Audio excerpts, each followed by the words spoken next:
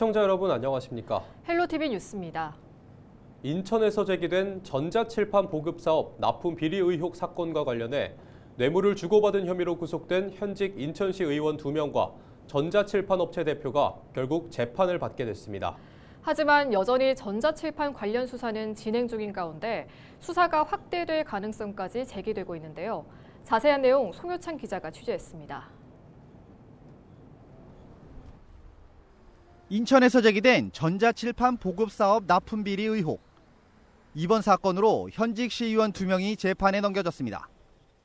인천시의회 소속 신충식 의원은 특정범죄 가중처벌 등에 관한 법률 위반과 청탁금지법 위반 혐의로 구속 기소됐고, 조현영 의원은 같은 혐의로 불구속 기소됐습니다. 또 뇌물공여 및 청탁금지법 위반 혐의로 모 전자칠판 납품업체 대표 A씨도 구속 기소됐으며, 해당 업체 부사장과 전 사내이사 역시 같은 혐의로 불구속 기소됐습니다. 두 의원은 지난 2023년 10월부터 지난해 4월까지 인천시 교육청의 전자칠판 보급 사업에 참여한 모 업체의 납품을 도운 대가로 1억 6천만 원을 리베이트 형식으로 받아 챙긴 혐의를 받고 있습니다.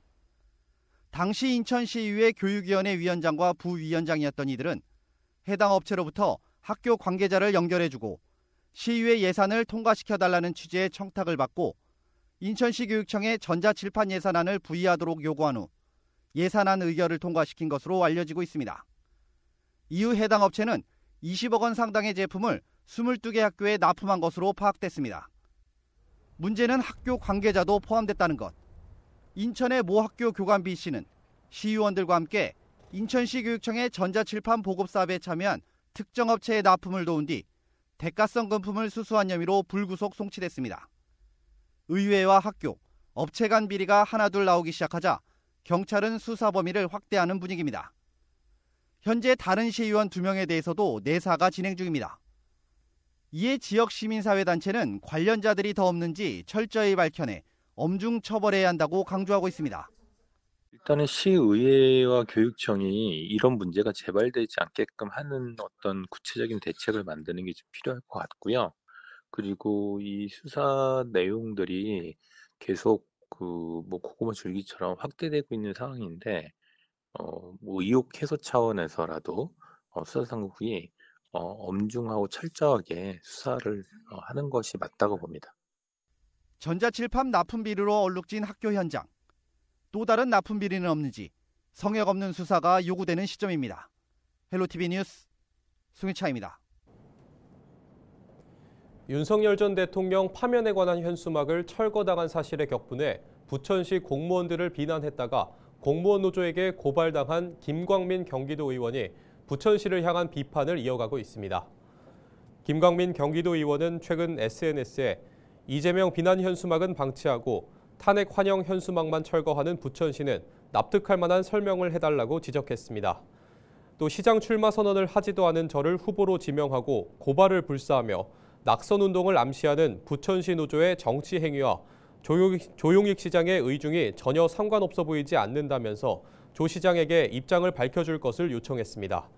김 의원은 지난 4일 윤 전 대통령 파면에 관한 현수막을 게시했다가 강제 철거돼 부천시 공무원은 내란의 부역자인가라는 글을 SNS에 게시했다가 명예훼손 혐의로 고발당했습니다. 정하영 전 김포시장은 21일 기자회견을 열고 검찰의 최근 기소 내용을 정면으로 반박했습니다. 지난 14일 인천지검 형사 6부는 정 전 시장을 뇌물 혐의로 불구속 기소했습니다. 검찰은 정 전 시장이 도시개발 사업과 관련해 민간 사업자들로부터 155억 원의 뇌물을 받기로 약속하고 약 62억 원의 뇌물을 받은 혐의를 적용했습니다.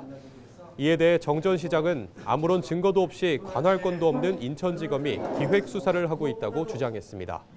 또 정 전 시장은 뇌물을 줬다는 용역업체가 누구인지도 모르고 한 푼도 받은 사실이 없다고 밝혔습니다. 그리고 감정사지구 등 도시개발 사업을 하면서 직권을 남용한 사실도 없다고 말했습니다. 서울과 인천, 경기도 등 수도권 지하철 기본요금이 이르면 상반기 중 인상될 전망입니다. 수도권 3개 시도와 한국철도공사는 협의를 거쳐 인상 시기를 결정하기로 했다고 밝혔습니다. 당초 요금 인상은 3월 중 진행될 예정이었지만 경기도의회 안건 처리 문제로 지연됐습니다. 경기도의회가 지난 15일 임시회 본회의에서 안건을 의결하면서 경기도 역시 행정 절차를 밟을 계획입니다. 앞서 수도권 3개 시도와 한국철도공사는 지난 1월 요금 조정에 합의한 바 있습니다.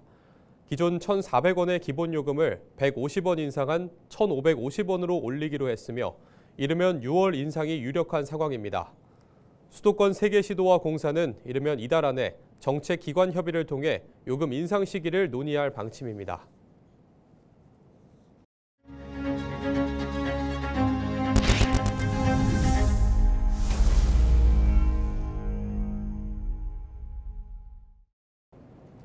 지난 3월 22일부터 28일까지 장장 149시간 동안 경북 5개 시군을 잿더미로 만들었던 산불이 꺼진 지 4주가 지났습니다. 인명은 물론 드넓은 산림과 수많은 건물 등이 불길에 휩싸였는데 산불 진화 이후에 드러나기 시작한 피해도 있습니다. 바로 관광산업인데요. 관광객의 발길이 끊긴 것은 물론 지역 축제까지 취소되며 큰 타격을 받고 있습니다. 주말 나들이 생각하고 계신다면 경북 북부 지역은 어떨까요? 서희동 기자입니다. 지난 2010년대만 해도 연간 100만 명 이상이 찾은 하회마을. 코로나19 확산 당시 방문객이 급감했다가 지난해 60만 명 선까지 회복했습니다. 하지만 지난 3월 발생한 산불로 다시 방문객이 크게 줄었습니다. 산불 전후 한다면은 산불 전보다는 많이 좀 감소를 했죠. 저희들 마을에 이제 오시는 관광객 수로 본다면은 전체 한 50% 정도 지금 감소된 상태입니다. 산불이 확산하며 한때 열차는 물론 주변 고속도로와 국도마저 차단되는 바람에 외지인들의 발길이 끊겼습니다. 말할 수 없는 그런 매력이 있어요. 끌어다니는 흡입력이라고 할까? 그때 여기를 올라왔더니 그날 저기 열차가 풍기까지밖에 운행을 못한다고 더 이상 못 간다고 해가지고 못 왔습니다.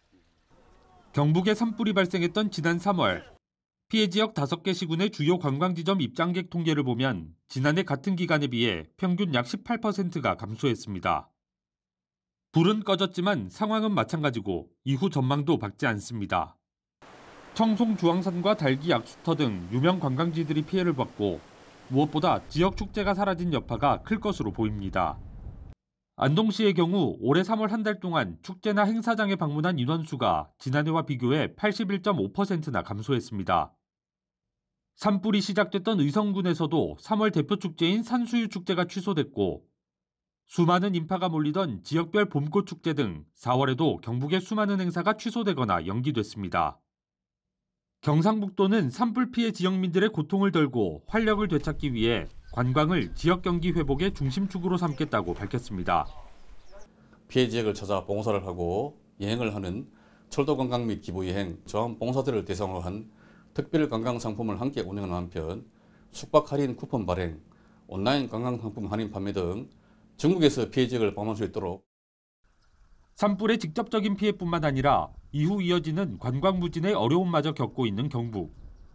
우리 모두의 소중한 관심과 방문이 큰 힘이 될 수 있습니다. 헬로티비 뉴스 서희동입니다. 경기도 교육청이 주요 교육 정책을 현장에 안착시키기 위한 방안을 모색했습니다. 지난 18일 경기도 교육 관계자 120여 명이 모여 학교와 경기 공유학교, 경기 온라인 학교까지 분야별로 주요 정책과 현장의 의견을 공유했습니다. 특히 경기 공유학교와 늘봄학교 운영, 경기 온라인 학교 확대 방향, 경기 한국어 랭귀지 스쿨 운영 같은 주요 과제를 논의했습니다. 이 자리에서 임태희 경기도 교육감은 학교가 자율적으로 협의하면서 교육에 집중할 수 있도록 도교육청과 교육지원청이 뒷받침하겠다고 강조했습니다.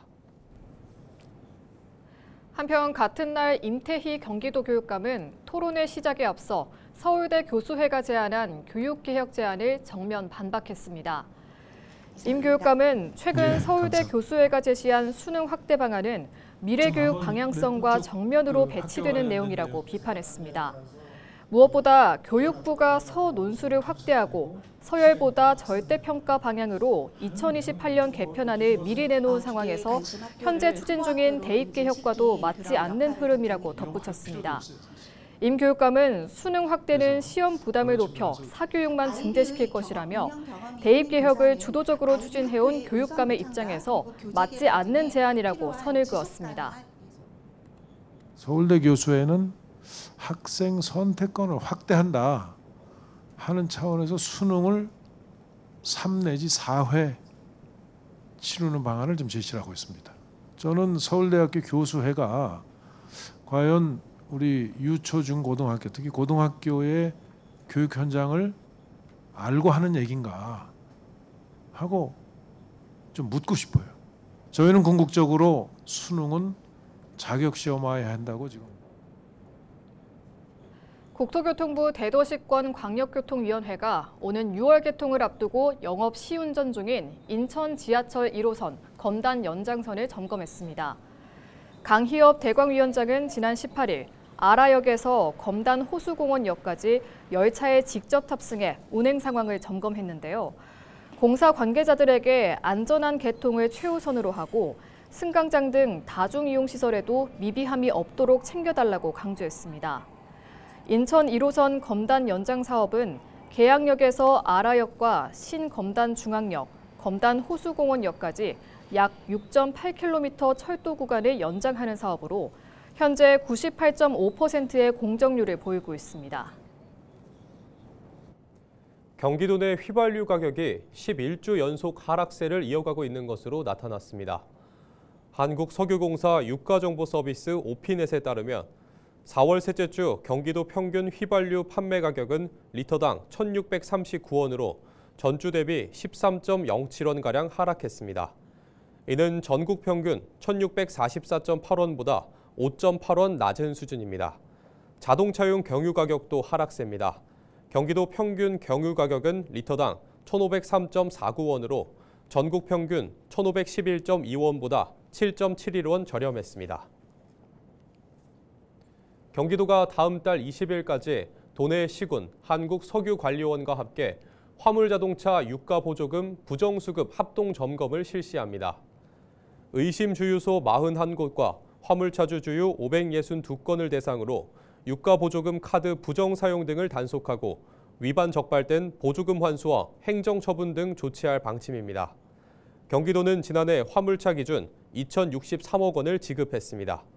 주요 점검 대상은 유가보조금 카드 부정사용, 허위 주유 내역 기재, 차량 미운행 상태에서 수급, 타인 명의카드 대여 등입니다. 경기도와 경기도의회가 한 목소리로 포천시 기회발전특구 지정을 촉구하고 나섰습니다.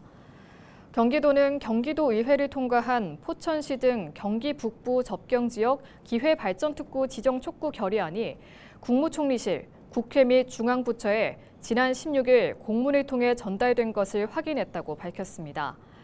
경기도의회 기획재정위원회가 위원회 안으로 상정한 포천시 등 경기 북부 접경지역 기회발전특구 지정촉구 결의안은 지난 15일 경기도의회에서 만장일치로 통과됐습니다. 결의안에는 중복규제로 오랜 기간 발전이 제한돼 온 경기 북부 접경지역이 기회발전특구로 선정될 수 있게 관련 지침을 마련해 줄 것과 지난 3월 공군 전투기 오폭 사고로 막대한 피해를 입은 포천시를 기회발전특구로 신속히 지정해 줄 것을 요청하는 내용이 담겨 있습니다. 인천시가 오는 30일까지 대부업체를 대상으로 집중 단속에 들어갑니다. 이번 단속은 인천시와 군구의 대부업 담당자를 비롯해 금융감독원, 경찰청 등 유관기관이 참여하는 합동 지도 단속입니다. 사금융 피해를 사전에 예방하고 대부업체의 건전한 운영을 유도하기 위해 진행됩니다. 현재 인천에는 2024년 말 기준 총 439개의 대부업체가 등록돼 있으며 시는 지난 2019년부터 정기적으로 지도 단속을 벌여 총 328개 업체를 점검했습니다. 올해는 대부업체 33곳을 대상으로 진행되며 대부업체의 고정사업장 운영 실태와 대부 계약서 작성, 보관, 개시 의무 이행 여부, 과잉 대부 여부와 법정 이자율 준수 여부, 채권 추심 업무의 적정성과 허위 과장 광고 여부 등을 중점적으로 점검할 계획입니다. 뉴스를 마칩니다. 고맙습니다.